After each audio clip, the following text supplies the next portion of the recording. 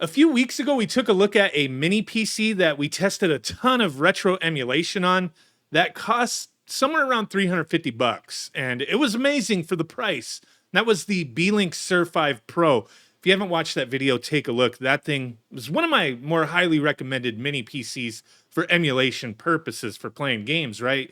But these guys at Beelink, they wanted to send me another mini PC, but this one's more on the really budget side of things, costing under $180 currently on Amazon. So this is the Beelink Mini S12 Pro. And with the smaller price, we're going to have less power, obviously. And this mini PC here, the S12 Pro, it's not really advertised for gaming. Like, this is going to be fine for plenty of things, but you know what? I'm testing it with gaming today. Mostly emulation. We'll talk more about it in a moment, but let me get the specs out of the way.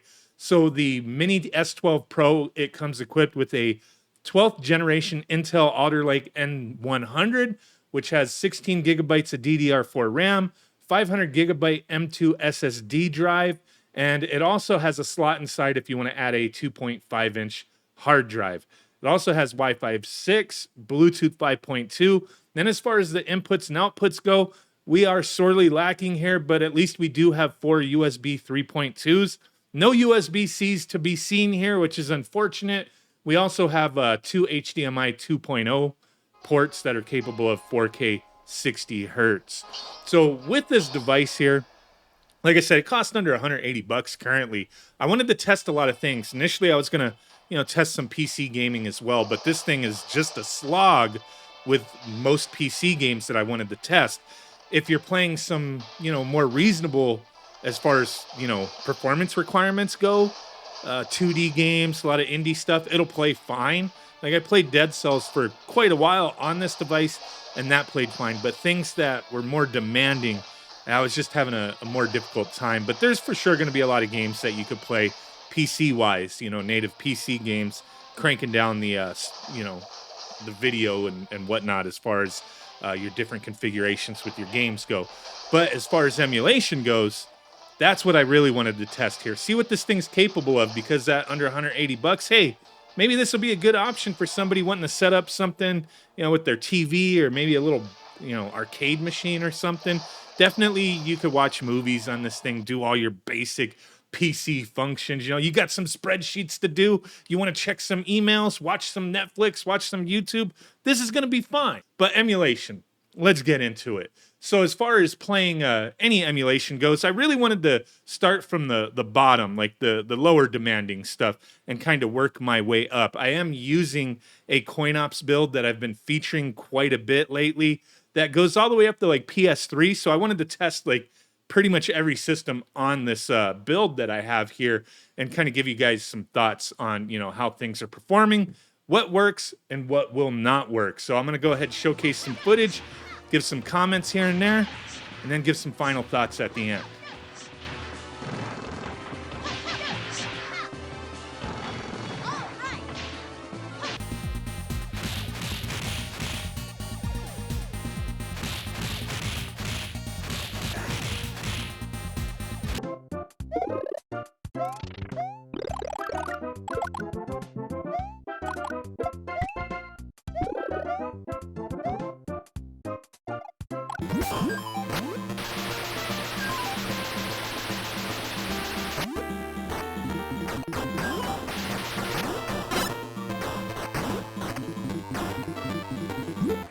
So there you go on some lesser demanding stuff. Quite obviously, all these things are going to run fine. Your old school 8 and 16-bit systems, 2D arcade games, and handhelds like Game Boy Advance, Game Boy. You're not going to see any problems with that stuff on a PC like this. But let's move into some of the more demanding stuff, because you may be surprised with some of the performance here, but let's get into it. Whoa. Yeah. Yeah.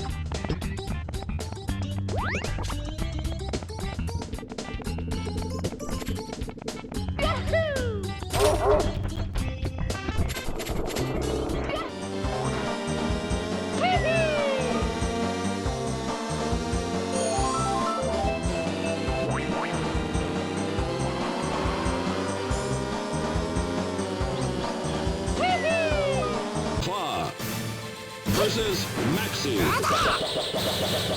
Battle 1, fight!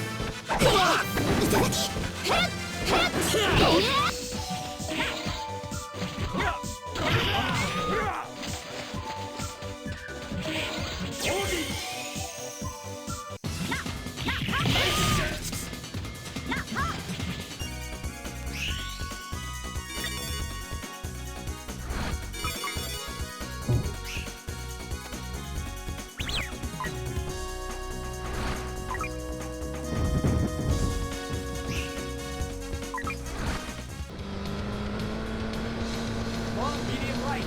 Checkpoint. Easy right. Over jump. So there was some Nintendo 64, Dreamcast, and Saturn, and I'm showcasing some GameCube right now. So Saturn, Dreamcast, Nintendo 64, all ran fine. Every game I selected to play, I had no issues with.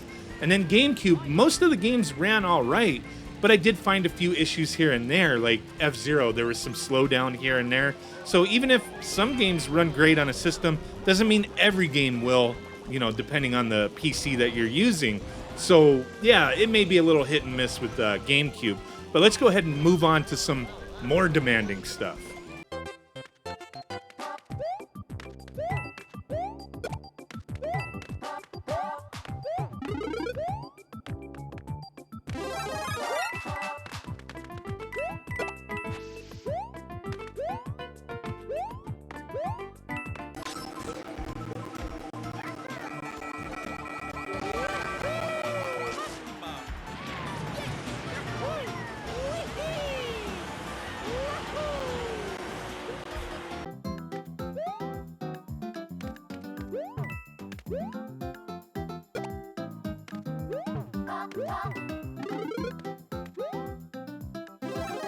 So I want to wrap up this video showcasing some final footage for some PlayStation consoles, PS2 and beyond, right? So some PSP and whatnot.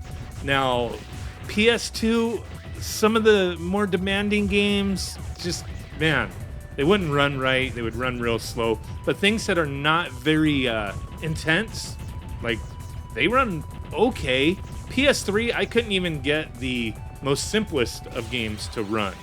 And then PSP, everything I threw at it ran very slow. I was just trying to play regular PSP games. Outrun kind of ran okay. It was like middle ground, acceptable to me, but a lot of other PSP stuff just wasn't running very well. So with a system like this, I mean, have your expectations in check. It's not a gaming PC. And with all the stuff I showcased, it was, like I said, it was just a coin-ops build. Me not manipulating any settings, just running it the way they had it optimized. But with some of these systems, for sure, you can lower resolution, change some settings, like with PSP, for sure. You probably get some better performance out of it. But I think, like, this video kind of highlights what to expect with this under $180 mini PC. So if you're interested in it, I think it's okay if you have your expectations in check. There's tons of options out there, though. But if you're looking for something real tiny that can play some of the stuff I showcased here today, there you go. Link in the description. Appreciate you guys. Bye.